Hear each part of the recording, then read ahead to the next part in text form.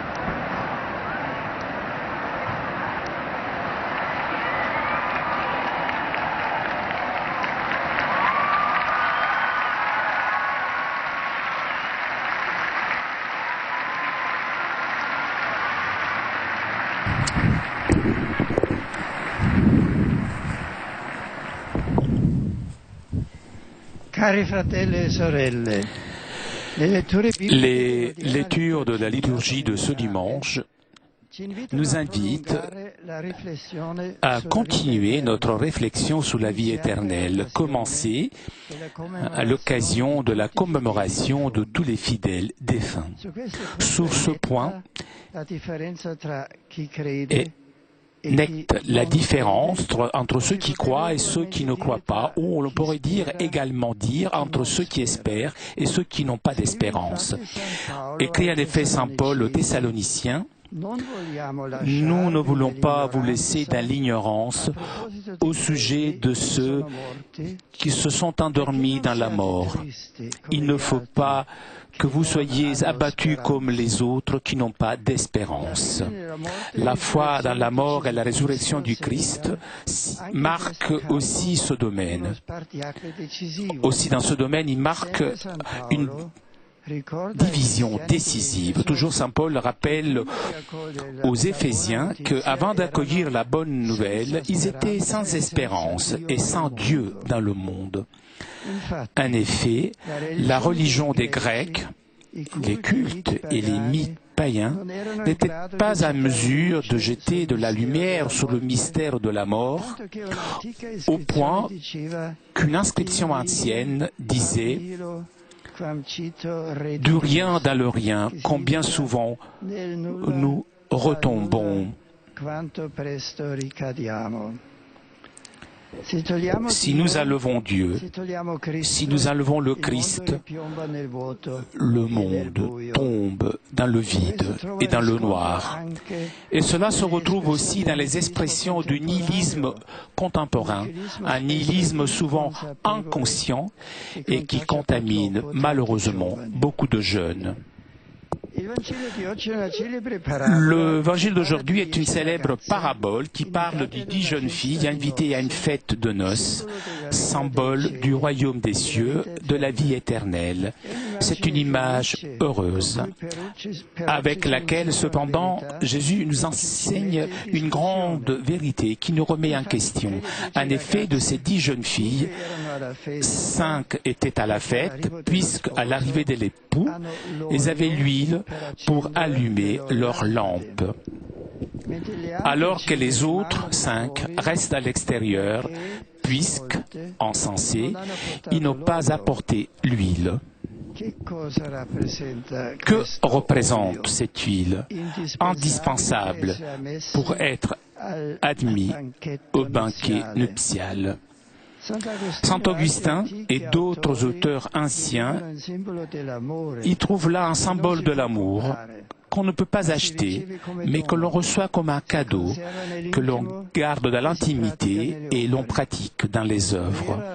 Véritable sagesse est profiter de la vie mortelle pour réaliser des œuvres de miséricorde, puisque, après la mort, cela ne sera plus possible.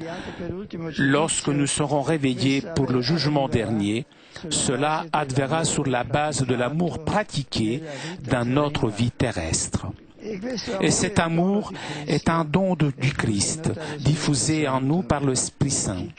Celui qui croit en Dieu amour porte en lui une espérance invincible, comme une lampe, avec laquelle traverser la nuit au-delà de la mort et arriver à la grande fête de la vie.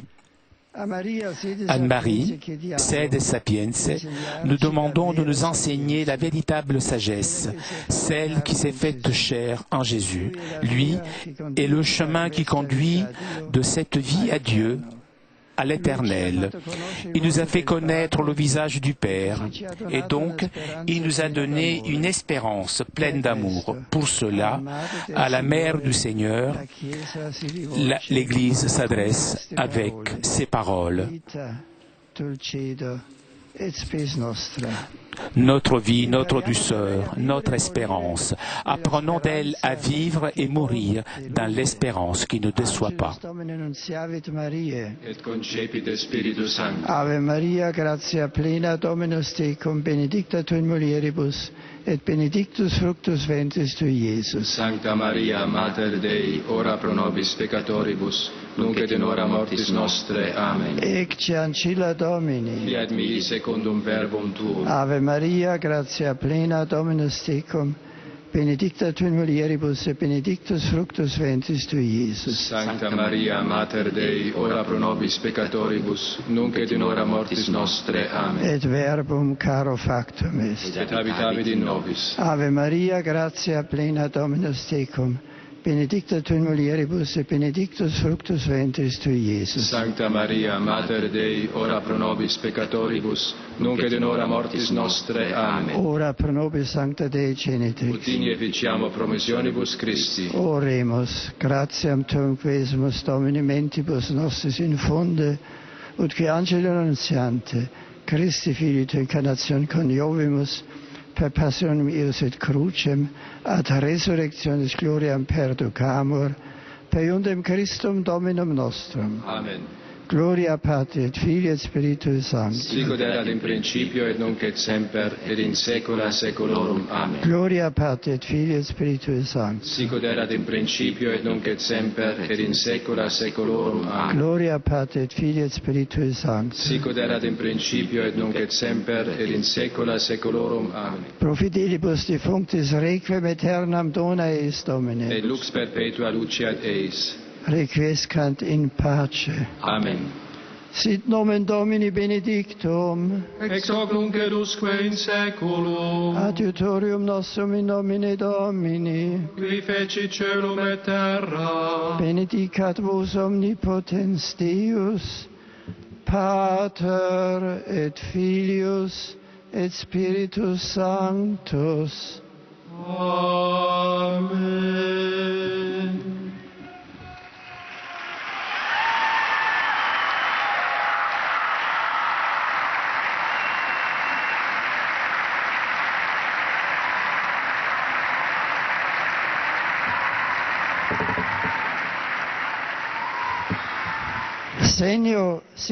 Seguo con apprensione i tragici episodi. Je suis avec appréhension les épisodes qui se sont vérifiés ces jours derniers au Nigeria.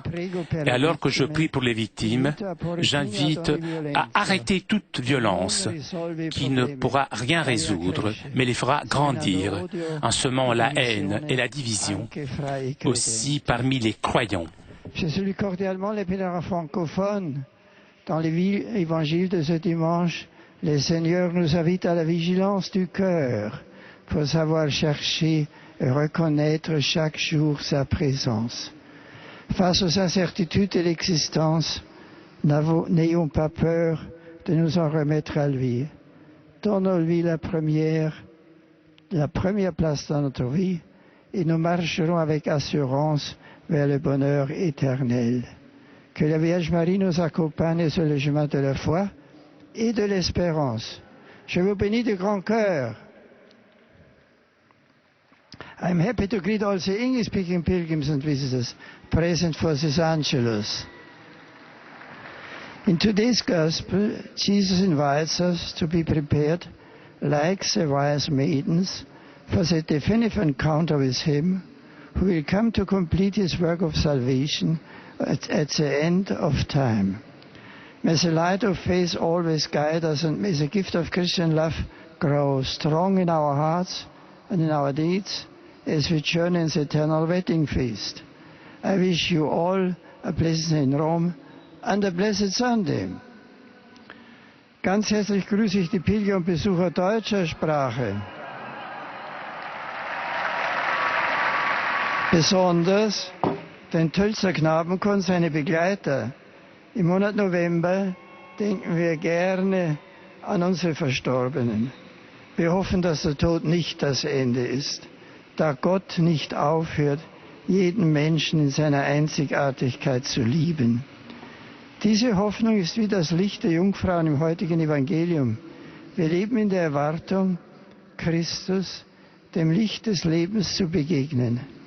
Diese Spannung soll nicht in der Routine des Alltags erlöschen. Bitten wir den Herrn, dass wir auf das Öl in unseren Lampen achten und beständig bleiben im Gebet, im Hören des Wortes Gottes, im Empfang der Sakramente, damit wir einst am himmlischen Hochzeitsmahl teilnehmen dürfen.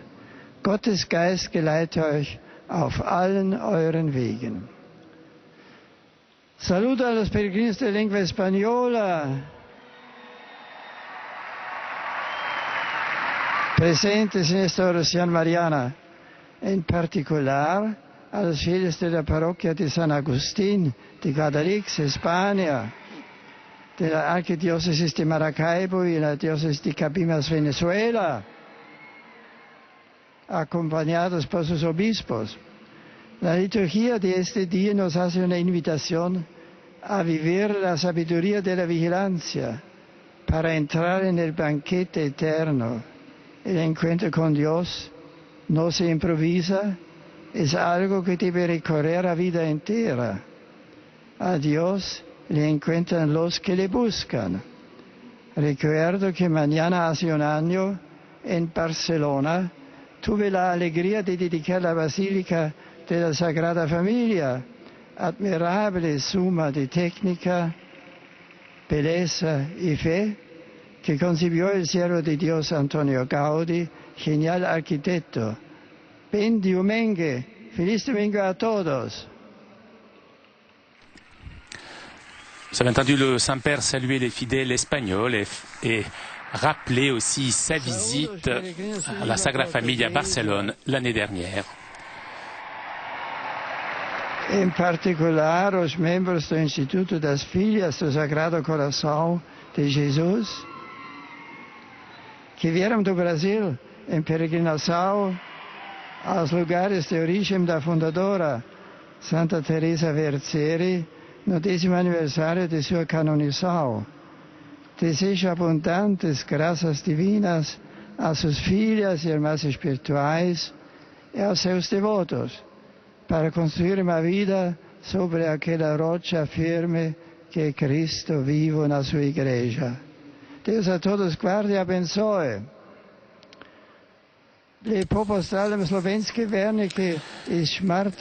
Je salue cordialement les fidèles venus de Slovénie.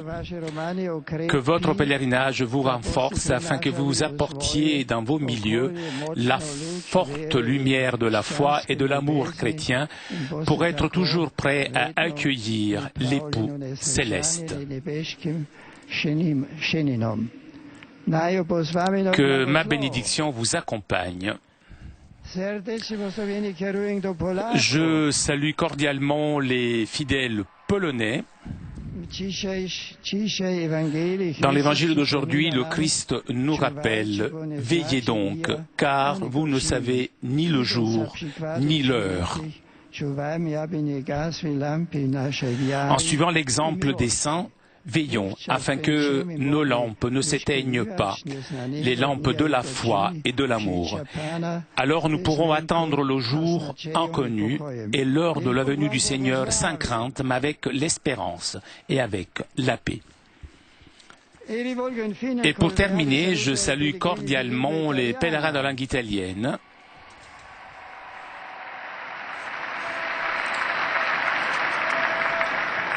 Je salue tout particulièrement le groupe de la ville de Veruno, venu avec le maire et les autres administrateurs, ainsi que les fidèles venus de la ville de Rieti et de Piedimonte di Barano d'Ischia. Et j'ai aussi une pensée pour la ville de Gênes, qui a été durement frappée par des inondations. J'assure mes prières pour les victimes, pour les familles et pour tous ceux qui ont subi des graves dégâts. Que Notre-Dame de la Garde soutienne cette chère population de Gênes dans l'engagement solidaire pour dépasser cette dure épreuve. À vous tous, chers pèlerins, je souhaite un bon dimanche et une très bonne semaine.